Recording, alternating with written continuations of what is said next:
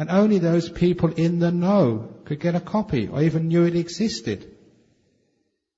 And I saw all these other books, in the airport bookshops, and all these other books which were, Christianity and strange teachings. And I thought, my goodness, why don't we put more books out there for sale? So people at an airport, people browsing the bookshop can actually pick up a book. And the Dalai Lama does that, and it's very successful. It's spreading Buddhism in the world. You have to actually adapt to the realities of our world. Most people will not come into a temple. And these days, one of the reasons is they're afraid to come into a temple because they don't know what they're supposed to do, what the etiquette is. And they see all these symbols. Am I supposed to chant for amitabha? What is a chant? What am I supposed to do? See all these other people taking their shoes off. Am I supposed to take off my shoes here or there? What am I supposed to do? Am I allowed to sit in a chair, or should I sit down there? Can I sort of actually shake the hands of a monk, or can I just say, hi, guy? What am I supposed to do? And because of that, people just get so uptight about coming into temples. So, one of my missions is to take the temple out to the people. Put it on the internet. Put it in the bookshops. And the only way you can do that is actually by getting a publisher, and the publisher sells the book. Of that book, the royalties, which I'm supposed to get, which all goes to our Buddhist society, I think for the ones coming to Malaysia here, about 50 cents per book. That's Australian. So what's that? About $1.50. $1.50 per book, yeah. Because most of it goes in the bookshops, the distribution network, the publishers. So you don't, the monastery doesn't, or rather our Buddhist centre doesn't get much out of that. But the point is there that it does get it out into the bookshops. And you get good results of that. Already, there's 2 schools in Perth. One of them is a government school. One is an Anglican school. What is it? St Mark's Anglican School in Hillary's.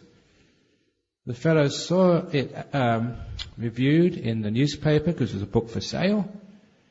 And he bought a copy. He liked it so much, he's reading out about 2 or 3 classes in the school, in an Anglican school, a Christian school. That would never have happened if it was a book for free distribution just in my temple. Even the Premier of Western Australia, Dr. Geoff Gallup, because like in Malaysia, Australia is made up of states. It's a federation of states. And each state has its own legislature, its own government. And each state is actually quite powerful. The federal government looks after defence and foreign policy. But many of the decisions are actually made by each individual states. So he's quite a powerful man. So he got a copy of the book and he wrote back to me saying how much he liked it, a personal letter. And when I saw him a few weeks later, he said, Ajahn Brahm, my favourite author, which is very nice. And you're influencing government that way. Apparently I met his Minister for Planning, and she said to me, he said, you don't know how much he's been influenced by Buddhism, because in the cabinet meetings, whenever there's an argument, as there will be in politics, the Premier, he shuts us all up and says, be quiet, we should be more Buddhist about this. Which is great. I mean, you actually make an influencer. So in order to influence people, sometimes you have to publish. And my hope, my Christmas, New Year's resolution is this, because the Premier of Western Australia, Dr. Gallup, he's a very close friend of Tony Blair. In fact, he was Tony and Cherry's best man at their wedding. They went to Oxford together. So my hope, he's going to send a copy of my book to Mr. Blair. Mr. Blair's going to read it and give it as a Christmas present to George Bush. And that way I'm going to save the world.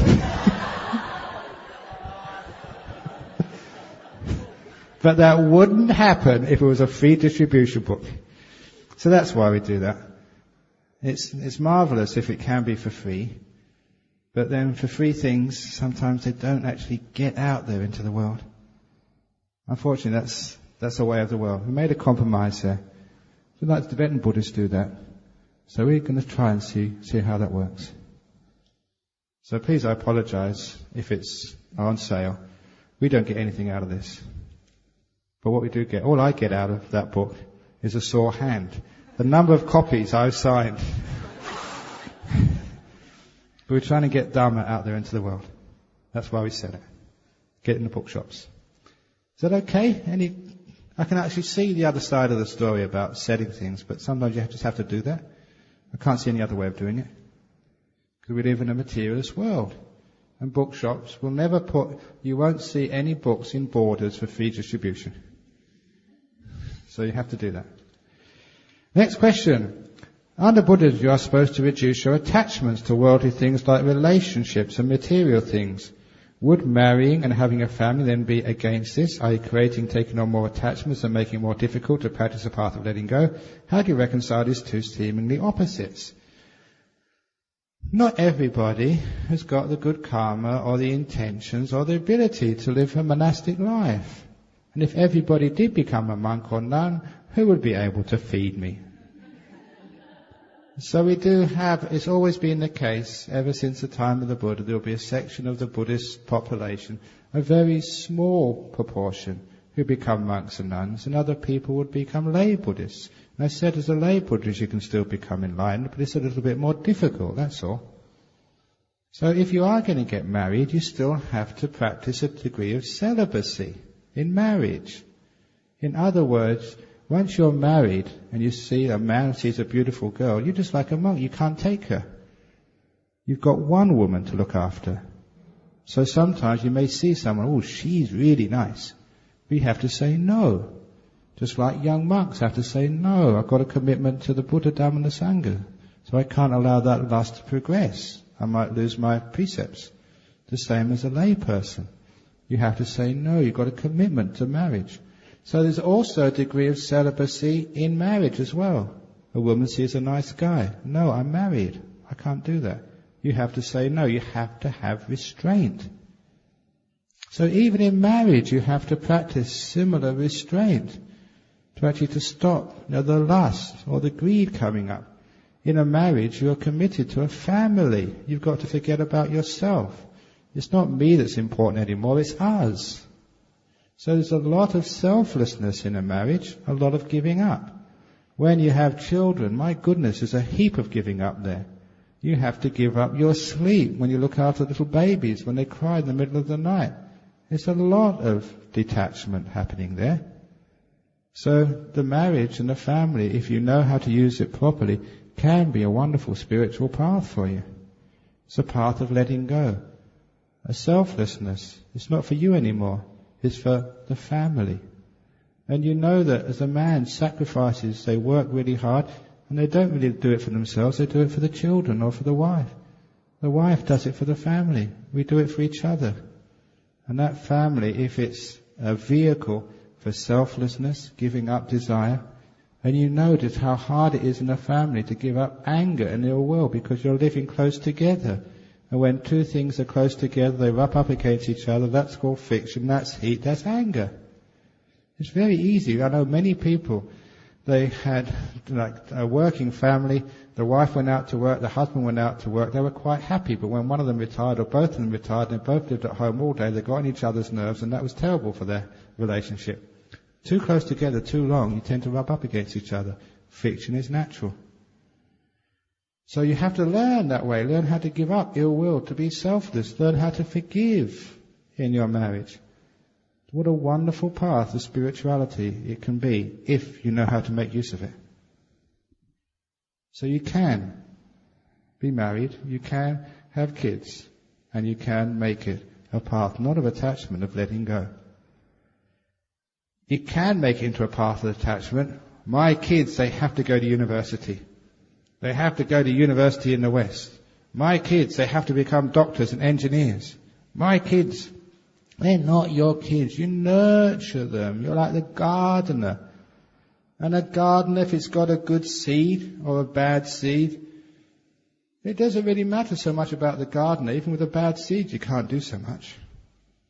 Even with a good seed, you may be the laziest gardener of all, you get a beautiful seed. And a beautiful plant comes out of that. So sometimes it's not the parent's success or failure. You can be a hopeless parent, but have this beautiful son or daughter. I've seen that. I've seen some children. They're amazing. They're just so good, so kind, so intelligent. And their parents are real awful people. I say, wow, what's going on there? It's because they had a beautiful seed karma from the past. And you've got some children, they've got the most wonderful parents.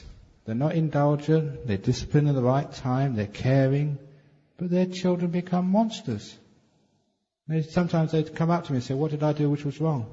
So you didn't do anything wrong. You're like the gardener who didn't have a good plant, good seed to work with. You did your very best. So that way, that our parenthood has to be with detachment. You have to give everything you've got to your kids and then finally let them go.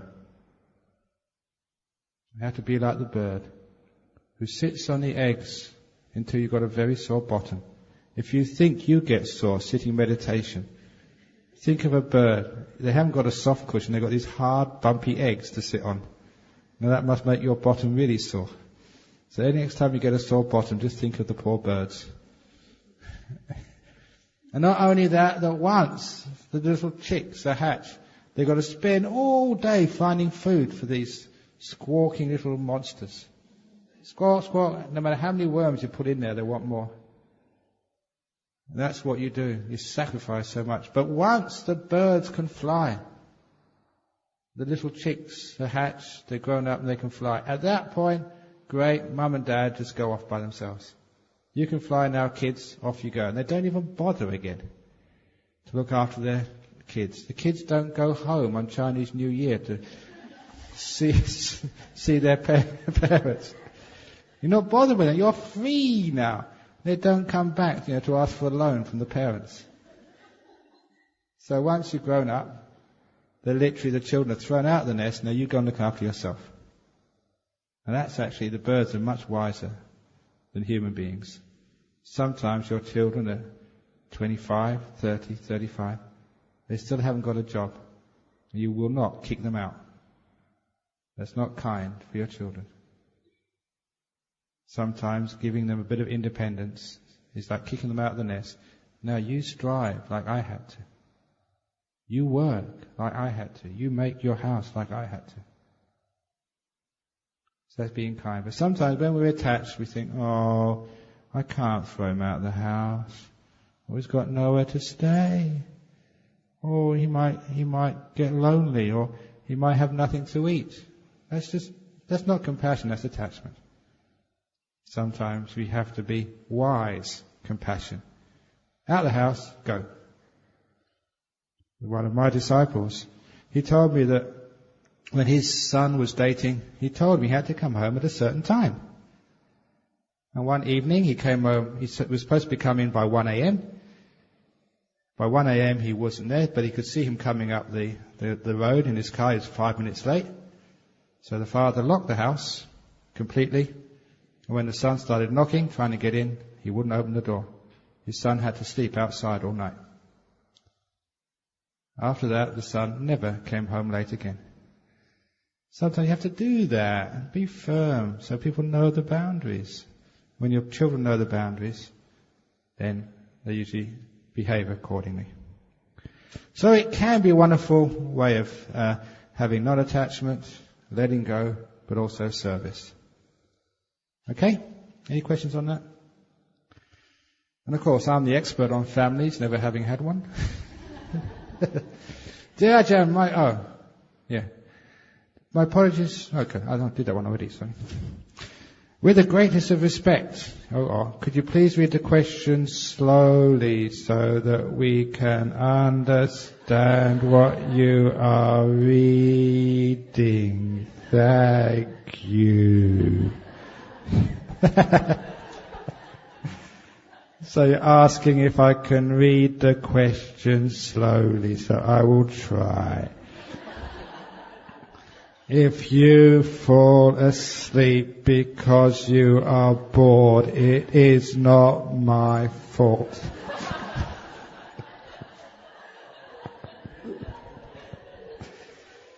Dear Ajahn,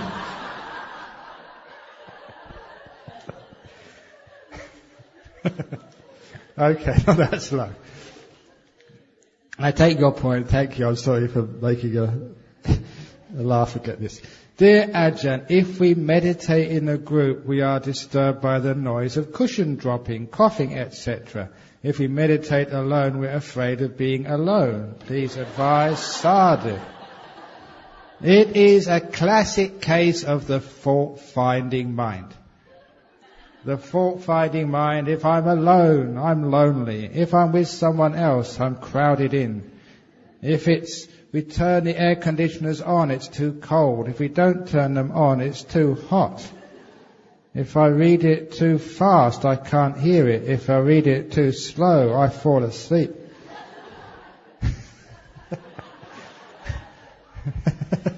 It's true, isn't it?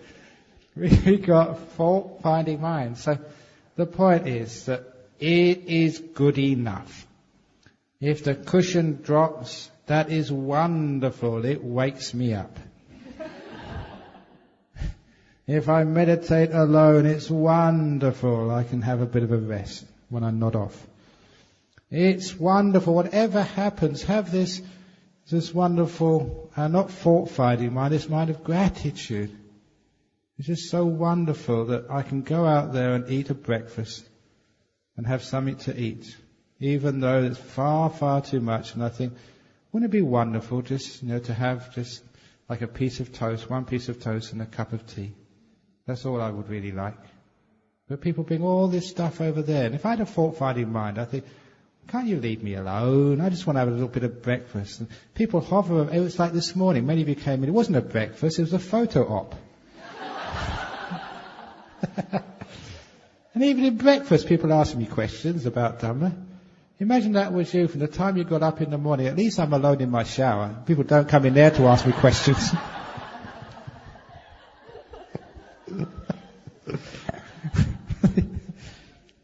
But I don't have that fault-finding mind. I just have so much gratitude that people are interested enough in Dhamma to ask questions. They got enough faith to come and bring us food, which sometimes they put so much effort into. I don't care if it gives me indigestion. I feel so happy and privileged to be part of this wonderful act of dana. Actually to bring the best out in people, to bring them joy and happiness. Some people get up so early in the morning, and this is their holiday today. They came all this way to feed me. Oh, that's so wonderful. I've got so much gratitude. You've got so much gratitude to your cushion for actually to supporting you. Got so much gratitude to Ven Ajahn Buddhist Lodge. All the people who donated to actually to build this hall. And all the people who clean it, look after it, the organisers. It's just so wonderful. Thank you so much. Instead of thinking, they could have had, instead of marble, they could have had this thick carpet which was much softer. They could have had like personal air conditioning. Because you get these little things just over your head. And you can actually get the right temperature just for yourself. You could have like a room with an ensuite. Even more than that, get a room with an ensuite and your own personal butler.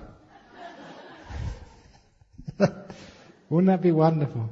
With room service in the meditation retreat.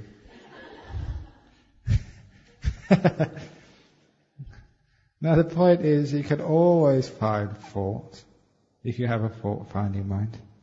So instead of having a fault-finding mind, we're actually so wonderful that a person is actually meditating next to us and trying their best. If they cough, I'm so sorry, it's just wonderful that you've actually managed to do so much non-coughing throughout the time you've been on this retreat. I'm so grateful for all those times you haven't dropped the cushion. Thank you so much, little being sitting next to me, my friend in meditation, my companion on the path.